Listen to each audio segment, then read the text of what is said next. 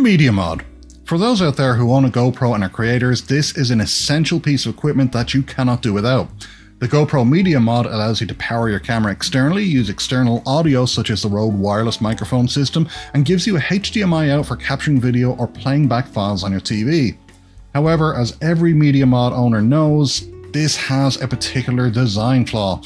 If you're using this while out and about and suddenly you need to change your SD card or even the camera battery, well, then filming has to come to a complete stop. You have to unmount the Media Mod by taking out this thumb screw, and hopefully it's not too tight.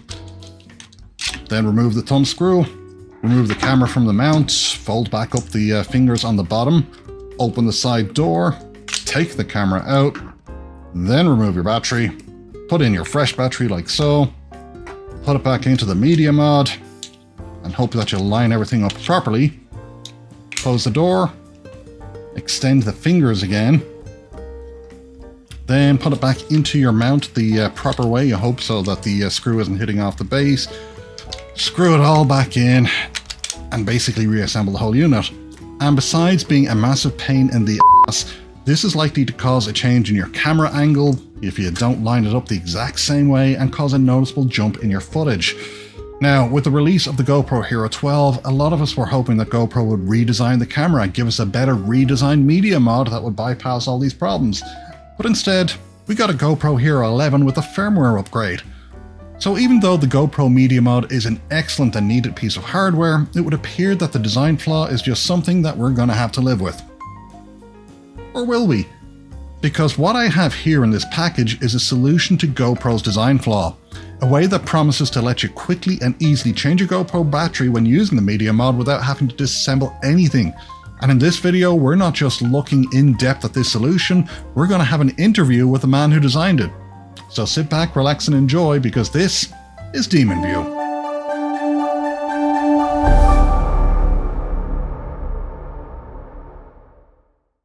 Hi there, welcome back to the channel. I appreciate you tuning in, and we have a very special video today that's in 3 parts. So here's what you can expect. We'll be looking at a solution to the GoPro Media Mod design flaw.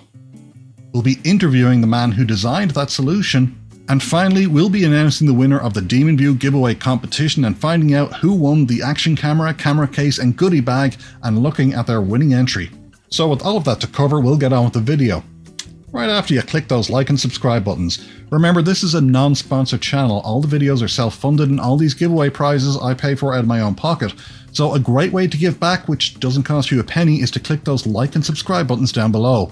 And, you know, watch the entire video or just leave it playing in the background while you do other things. So click like and subscribe today, and when I hit 15k subscribers, I'll be doing another giveaway. On with the video. So the GoPro Media Mod, a great piece of hardware, but man, that design flaw is annoying as heck. Don't get me wrong, I love the Media Mod. I use this every week when I'm recording my member-only videos, or if you see me doing like outdoor shots, I'm usually using the Media Mod and capturing audio with my Rode wireless mic system. But as much as I love this thing, even I'm annoyed by having to disassemble the whole thing every time I want to access the SD card or change a battery. It's annoying, and people have been wanting a solution to this issue for quite some time. Now, since GoPro haven't come up with a solution, it's been left to fellow creators like you and me to come up with solutions in their own garages or workshops. And you know what? Like I said, right here, I have one of those solutions. So, what is it? Let's find out. So ladies and gentlemen, this is the GoPro Media Mod adapter, as you can see in all its glory. So, how does it work? Well, actually, rather simply. All you have to do is use one of these cold shoe adapters. You attach it to your camera, and I'm just going to kind of slide it in here and show you. So I'm going to slide this into the cold shoe mount on the GoPro, and that's it. I'm going to tighten this up. And as you can see, this sits around the outside of the Media Mod. And this part here actually has a raised lip, and it fits inside the GoPro Media Mod folding fingers for more stability. As you can see, that holds it tight against it.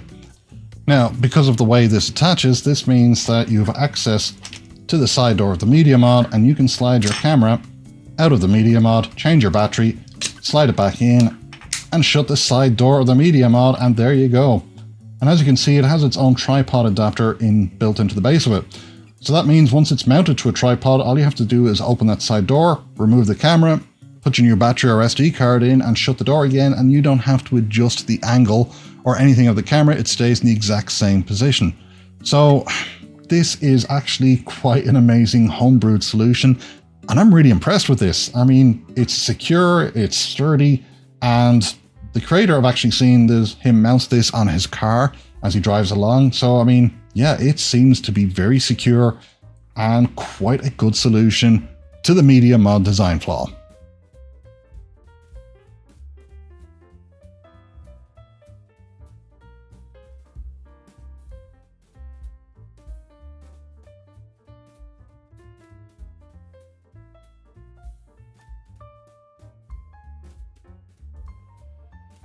So while this does increase the footprint of the Media Mod setup, that's the trade-off for easy and quick access to the side door. However, after using this for a week, I can honestly say that the larger footprint doesn't bother me. In fact, one of the problems I had with the other Media Mod is that when I attached a microphone to the camera, like a boom mic with the dead cat on it, if I filmed in wide, the wind muff was clearly visible in the shot. So now that the microphone adapter is actually more out to the side, I can actually use that microphone and that dead cat is not in the shot. So, I mean, that actually solved another issue for me. So now I film with the microphone and it's not in the shot. So yeah, that was fantastic that it solved two issues for me. Now, what's great is this is a very easy design that anyone with a 3D printer can print off. And you can do so in a variety of colors or materials, so it's easy to customize. But what if you don't have access to a 3D printer? Because like, as you can see, I got one behind me. Well, the good news is that certain UPS stores and even public libraries and online companies will print off 3D designs for you. So with the popularity of 3D printers, it's actually easy to pick up one of these mounts. So as a GoPro mount, how do I rank this piece of hardware? Well, you know what? For innovation, I'm going to give this 5 stars. This is what innovation is all about, using what you have on hand and coming up with a solution to your issue. And this kind of beats, sitting around complaining about something and expecting someone else to fix it. So yeah, innovation-wise, 5 out of 5. Design-wise, I think I'm going to give it 3 out of 5, and this is really a first-generation design, and even the creator said that they were looking forward to making design improvements. However, it's a solid solution to a popular issue, and 3 out of 5 is a solid recommendation. I'd love to see it have more mounting solutions on the side for even like vertical shooting, because even though the GoPro Hero 11 and 12 have that 8:7 sensor and you can shoot vertically just by reframing, you do get a slight bit of a resolution increase. So yeah, having an extra cold shoe adapter or even one on the base and being able to have a right angle adapter, yeah, that would be useful. Now, who knows, maybe the next GoPro model will have a true 1-to-1 sensor, in which case it's not necessary at all, but it's something that could be considered. And as for value for money, 5 stars out of 5. If GoPro were to release something like this, you'd be paying $40 for it and shipping on top of that. If you have a 3D printer or access to one, you're just going to be able to print this, off really quickly and easy. And the fact that the creator is giving away the design for free, yep, you heard me, free, you can't complain about this. So overall, out of a possible top score of 15, this gets a Demon View recommendation of 13. It is an excellent product. It's going to solve a lot of issues for people out there, and it's worth your while trying one of these out. So that's my take on this hugely innovative problem-solving product. However, things don't stop there, as I was lucky enough to arrange an interview with the person who created this product, a man named Stephen, who has his own YouTube channel under the name Flyver Channel. Stephen is a Model T Ford enthusiast who has a channel all about these fascinating cars, upkeep, repair, and yep, problem solving. So let's hear what Stephen had to say, as this is a Demon View Interviews.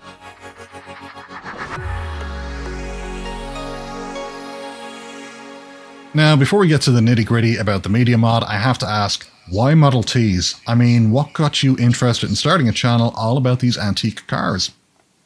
When I inherited this car from my late father, I decided I wanted to share the experience of repairing it and driving it. They're so unusual in today's high-tech world and so quaint. So I started sharing my experiences on social media from the first moment I dragged it out of the storage barn, and I began trying to resurrect it. But I soon felt the limitations of social media and decided to begin doing long-form YouTube videos instead. I found that long-form videos allowed me to take viewers along for a drive, or they could join me in my shed and watch me make repairs or troubleshoot or whatever. These old cars need lots of attention to keep running. For example, the owner's manual from 1926 requires that this car be lubricated every 50 miles. Well, looking at your video where you drag raced your 1926 Model T through the quarter mile, you seem to be running a stock Model T. What are your views on stock versus something that looks stock but has much newer components? I mean, is original truer to the original spirit of the automobile, or would you be happy at some point dropping a supercharged engine into a Model T, some stage down the road? Well, antique car purists can be pretty intransigent in their opinions, but I'm more pragmatic. I respect the historic value of an old car and prefer to preserve it, but I believe they should be driven and not put behind glass. I take the position that any improvement someone might make to an original car is fine, provided it's reversible and the car can be returned to original if desired. Irreversible modifications should be reserved for damaged, rusty hulks, in my opinion. If you want to make a Model T hot rod, go for it. But start with a wreck, not a pristine original car. Okay, so considering your knowledge, tell us a bit about your background. Are you an engineer or a mechanic, for instance, or are you just someone who likes to tinker around and is just mechanically inclined? I'm an engineer, and I've always done enough wrenching to get by, to keep my own cars running. But I'm not knowledgeable about antique cars. This is all new to me. Pretty much everything on my YouTube channel is me figuring things out for the first time. I stress that I do not do tutorials because they should be made by experts. Definitely not me. But my mechanical knowledge sure does come in handy. These cars were originally purchased at a time when most people knew about maintaining farm machinery and could do basic maintenance. In fact, Henry Ford famously designed these cars so that they could be repaired and maintained by farmers themselves. In fact, it's quite common when repairing these original cars to find evidence of a previous farmer fix from long ago, like a nail or a fence part, replacing some broken or worn out part on the car.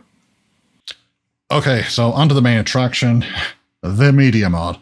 Now, as we all know, the Media Mod is a really great addition to the GoPro. It really expands on what the camera can do and how it's used. However, the design is a bit of a pain in the donkey. You've probably heard all these before and gone through it yourself, but for those who don't know, why don't you walk us through the issues with the Media Mod design and what drove you to come up with a solution? I use GoPros for lots of on-car filming for my channel. The Media Mod is a great way to add an external microphone or HDMI out, but it relies on the GoPro's own mount, and the GoPro needs to be removed from the Media Mod to exchange batteries or to change the SD card. So if you have your GoPro mounted with the Media Mod, you can't change batteries or SD cards without unmounting it. It's a huge pain, and you lose your mounting settings, your field of view alignment, and all that sort of thing. Okay, so then walk us through this innovative design that you came up with. It's obviously 3D printed, but walk us through your initial designs, what problems you came up with, and how did you solve those issues? The basic idea for this mount is from other YouTubers, where they bent up bits of aluminum bar and made a mount that relies on the side cold shoe rather than the GoPro's tab mounts. But those solutions don't support the camera and the Media Mod too well. So I figured I could 3D print one that was more form-fitted. It took a few tries, but I think this is a pretty good version. I'd like to improve it in future versions. I'd like to have another cold shoe on it, and it could still benefit from improved features for vertical mounting as well. Plastic filament 3D printing is really accessible and inexpensive, but it has a fatal flaw in that it's weak along the layer lines. It's really strong in one direction, but weak in the other. I've learned this the hard way. So I really took some time to design this mount to be stiff and strong where it needed to be. To achieve this, it's printed as 4 pieces, which are oriented for best strength and accuracy, and then it's glued together. Also, threads in plastic are not durable, so I inserted metal inserted nuts. And now onto the nerdy tech specs. What printer do you own, a 3D printer? And what materials did you use for this print? And finally, how long did it take you to print this design and then assemble it? My 3D printer is an inexpensive Chinese plastic filament printer I bought used on Kijiji for a couple $100, but it does the trick. I used PLA, which is a plant-based plastic, because it's easy to print and it's inexpensive. But be careful if you use PLA outside.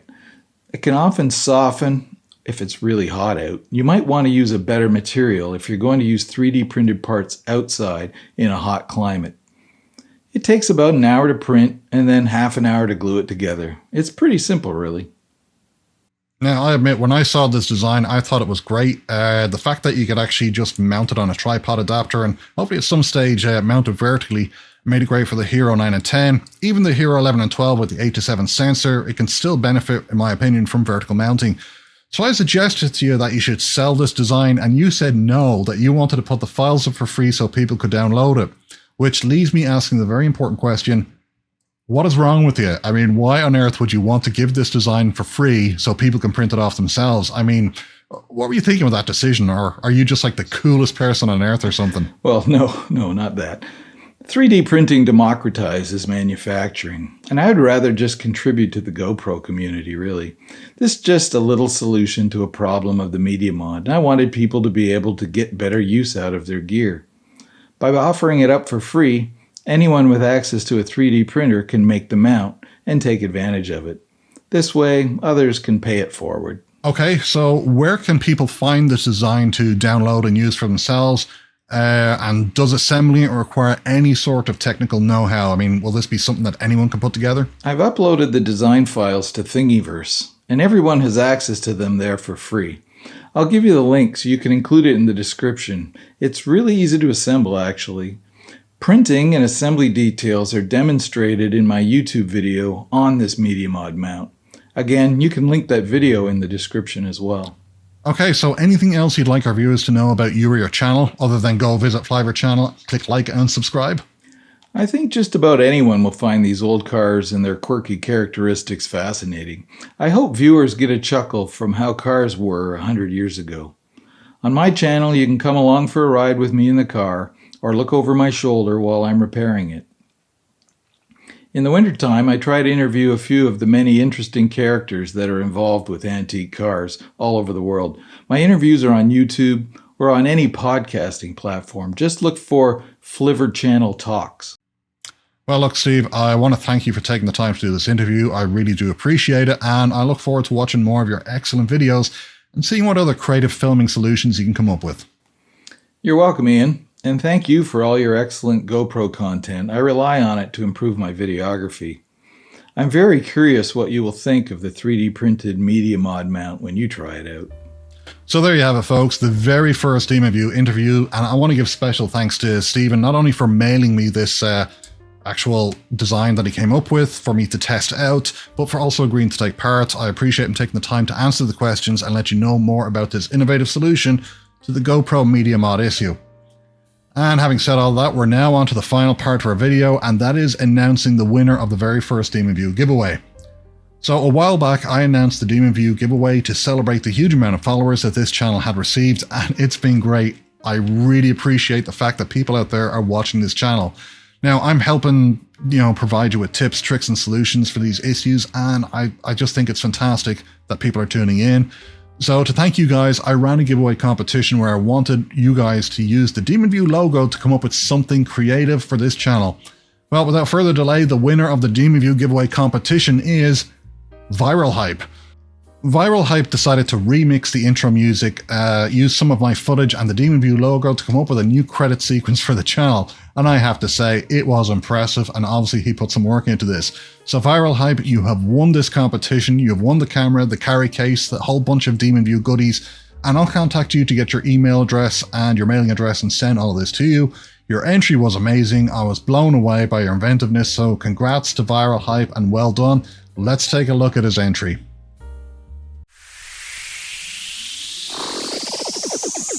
Awesome. Amazingly cool, awesome, thrilling, awesome. Amazingly cool, awesome.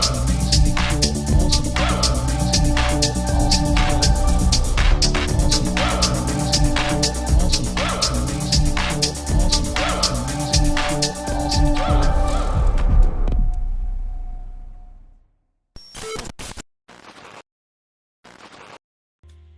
So on that note, it's time to end this video, and folks, remember to click those like and subscribe buttons. I want to hit 15k soon and do another giveaway for you guys. I might even do a few smaller giveaways in the meantime, just to say thank you. So thank you so much for watching, thank you so much for subscribing, and I hope you enjoyed this video. And until next time, cheerio.